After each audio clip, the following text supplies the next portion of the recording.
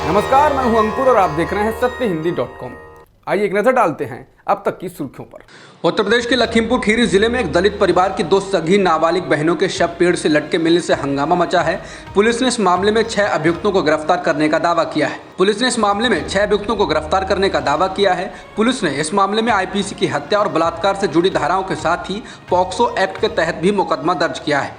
Lucknow range की police महानिरीक्षक लक्ष्मी सिंह ने कहा कि शवों को पोस्टमार्टम के लिए भेज दिया गया।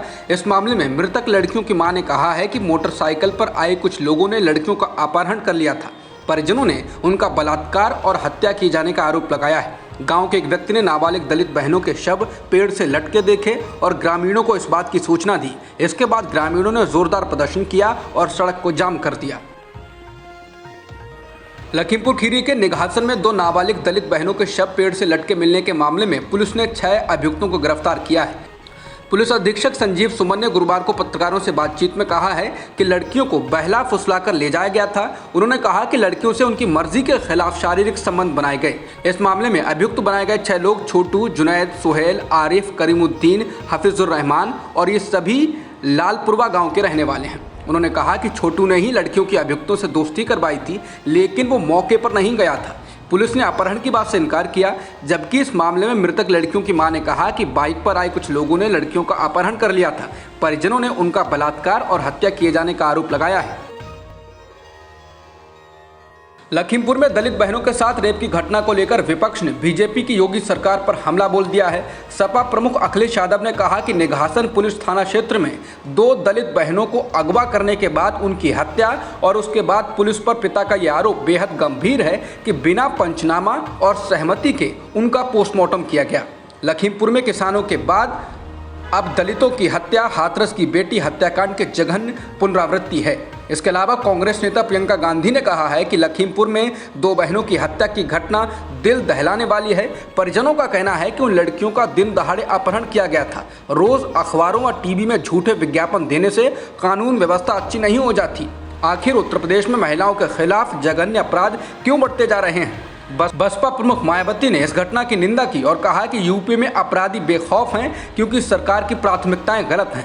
उन्होंने कहा यह घटना यूपी में कानून व्यवस्था व महिला सुरक्षा आदि के मामले में सरकार के दावों की जबरदस्त पोल खोलती है। हाथरस सहित ऐसे जघन्य अपराधों के मामलों में ज्यादातर लीपापोती होने से ही अपराधी बेखौफ हैं। यूपी सरकार अपनी नीति, कार्यप्रणाली व प्राथमिकताओं में आवश्यक सुधार करे। वहीं यूपी सरकार के डिप्टी सीएम ब्रजेश पाठक ने कहा इस प्रकरण में सरकार इन पर ऐसी कार्रवाई करेगी कि इन अभियुक्तों की आने वाली पीढ़ियों की रूह कांपेगी। उन्होंने कहा इनको सरकार जल्द सजा दिलवाएगी। झारखंड के हेमंत सोरेन सरकार ने राज्य सरकार की नौकरियों में एससी, एसटी, ओबीसी और आर्थिक रूप से कमजोर तबकों के लिए आरक्षण को 77% कर दिया है। मुख्यमंत्री हेमंत सोरेन की अध्यक्षता में हुई कैबिनेट की बैठक में ओबीसी आरक्षण को 14% से बढ़ाकर 27% करने का फैसला भी लिया गया। इसके अलावा 1932 का खतियान भी लागू कर दिया गया है। सरकार ने कहा कि इस कदम से झारखंड के मूल निवासियों, आदिवासियों को उनका हक मिल पाएगा। झारखंड में कांग्रेस, झारखंड मुक्ति मोर्चा और आरजेडी मिलकर सरकार चला रहे हैं। राज्य में लंबे वक्त से आरक्षण की सीमा को बढ़ाए जाने की मांग की जा रही थी। कैबिनेट की बैठक के बाद सचिव वंदना दादल ने पत्रकारों को बताया कि राज्य सरकार केंद्र सरकार से इस विधेयक को संविधान की 9वीं अनुसूची में शामिल करने का अनुरोध करेगी।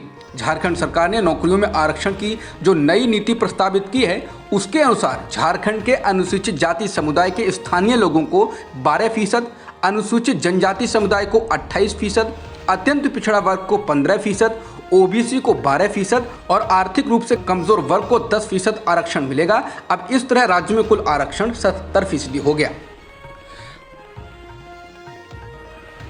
महाराष्ट्र में वेदांता फॉक्सकॉन सेमीकंडक्टर परियोजना का विवाद अभी थमा भी नहीं था कि महाराष्ट्र के पूर्व मंत्री आदित्य ठाकरे ने एकनाथ शिंदे सरकार को फिर से निशाने पर ले लिया है। पूर्व मंत्री आदित्य ठाकरे ने कहा कि वेदांता फॉक्सकॉन के बाद अब महाराष्ट्र से एक बड़ी ड्रग्स कंपनी की विदाई हो गई है। आदित्य ठाकरे का कहना है कि bulk drugs park plant Maharashtra में लगाया जाना था, जिसके लिए पूर्व मुख्यमंत्री उद्धव ठाकरे ने खुद प्रधानमंत्री नरेंद्र मोदी से बात की थी। लेकिन अब ऐसी खबर है कि इस ड्रग्स पार्क प्लांट को भी महाराष्ट्र से किसी दूसरे राज्य में शिफ्ट कर दिया जाएगा।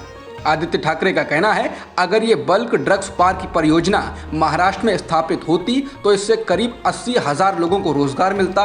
आदित्य ठाकरे ने महाराष्ट्र के मुख्यमंत्री एकनाथ शिंदे और उप मुख्यमंत्री देवेंद्र फडणवीस पर आरोप लगाया कि अगर ये दोनों नेता वेदांता, फॉक्सकॉन और बल्क ड्रग्स पार्क परियोजना के मामले में गंभीरता से केंद्र सरकार से बातचीत करते तो आज न केवल ये दोनों परियोजनाएं महाराष्ट्र में लग रही होती, बल्कि लगभग 3 लाख लोगों को महाराष्ट्र में रोजगार भी मिलता। बता दें, फॉक्सकॉन के गुजरात में जाने के बाद महाराष्ट्र के मुख्यमंत्री एकनाथ शिंदे घिर गए हैं, जिसके बाद उन्होंने पीएम मोदी से भी बात की है। सूत्रों से मिली जानकारी के अनुसार महाराष्ट्र में निवेश और बड़े प्रोजेक्ट पर सहयोग मिलने को लेकर दोनों नेताओं के बीच बातचीत हुई।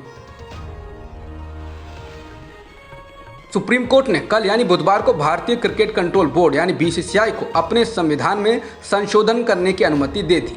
बीसीसीआई की ओर से सुप्रीम कोर्ट में दायर याचिका में राज्य क्रिकेट संघों और बीसीसीआई के पदाधिकारियों के कार्यकाल के बीच अनिवार्य कूलिंग ऑफ अवधि को खत्म करने की मांग की गई थी।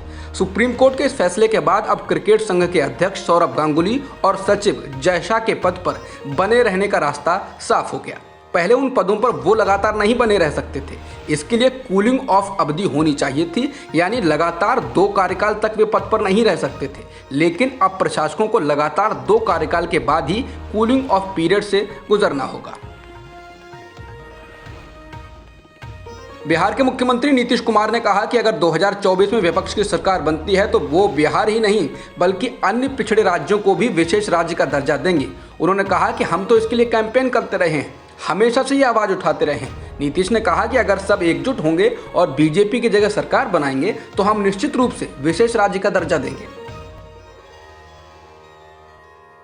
प्रधानमंत्री नरेंद्र मोदी आज ताशकंद के समरकंद में आयोजित शंघाई सहयोग संगठन शिखर सम्मेलन में हिस्सा लेने के लिए रवाना होंगे। वहां वो रूसी राष्ट्रपति पुतिन, चीनी राष्ट्रपति शी जिनपिंग, ईरानी राष्ट्रपति, पाकिस्तान के पीएम से मिल सकते हैं। वहां पीएम के अन्य नेताओं से भी मुलाकात की चर्चा है, लेकिन इसे लेकर अभी आधिकारिक पुष्टि नहीं की गई है।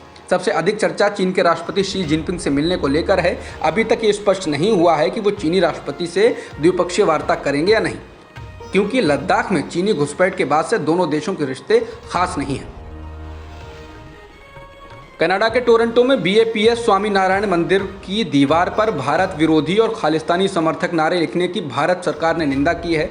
भारत ने इस मामले में कनाडा के अधिकारियों से इस मामले की जांच की मांग की। टोरंटो स्थित भारतीय उच्चायोग ने इस बारे में एक ट्वीट में कहा, हम टोरंटो के बीएपीएस स्वामीनारायण मंदिर की दीवार पर भारत विरोधी नारे लिखे जाने की कड़ी निंदा करते हैं। हमने कनाडा के अधिकारियों से इस मामले की जांच करने और अपराधियों के खिलाफ कड़ी कार्रवाई करने का अनुरोध किया है। वहीं कनाडाई सांसद चंद्र आर्या ने एक ट्वीट में कहा कि कनाडा के खालिस्तानी आतंकवादियों के टोरंटो मंदिर पर नारे लिखने की घटना की सभी को निंदा करनी चाहिए। ये अकेली घटना नहीं है। हाल में कुछ समय से हिंदू मंदिरों को घृणा अपराध के जरिए निशाना बनाया गया है। इन घटनाओं को लेकर कनाडा के हिंदुओं की चिंता जायज़ है।